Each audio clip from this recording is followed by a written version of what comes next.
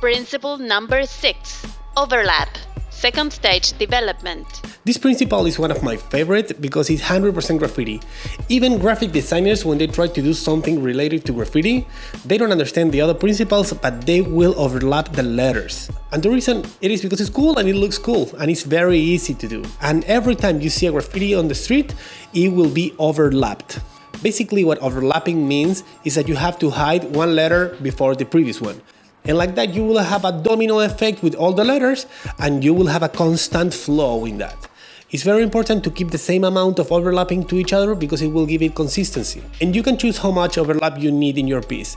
It could be a lot or it could be just a little, but you need some. And you don't have to go too crazy with it because if you hide the letter behind the other one too much, you will lose that readability and you still need to read that letter. This principle mixed with the other ones will give you a very strong piece and it will look very awesome.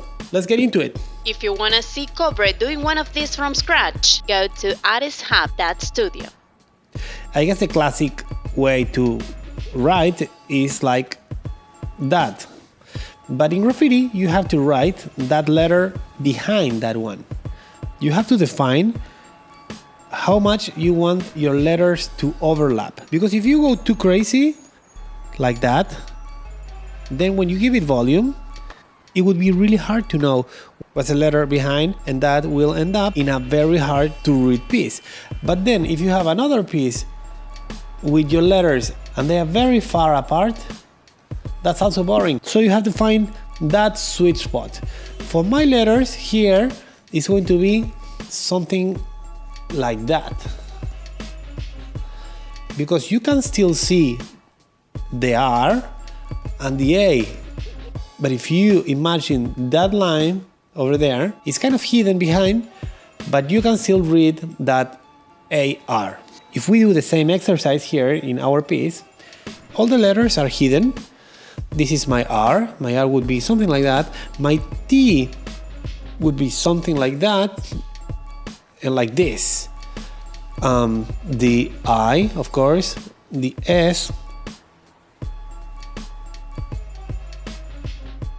For the sake of the video, I wanted to keep it super easy because I want you to read my piece and it's very important for us to keep that overlapping simple. You can go crazy if you want with your own piece. Because if I kept this R hidden all the way here, you wouldn't have all that area of my R and that would have looked terrible. To be honest, this is a very simple principle to master, but it's a must. It's very much graffiti. So don't go crazy thinking too much about this one, but you have to know it is there. And this one mixed with the other principles will give you a super strong piece. That was it for this principle. Click here and there if you want to see the previous or next. If you really liked it, subscribe to the channel and like the video.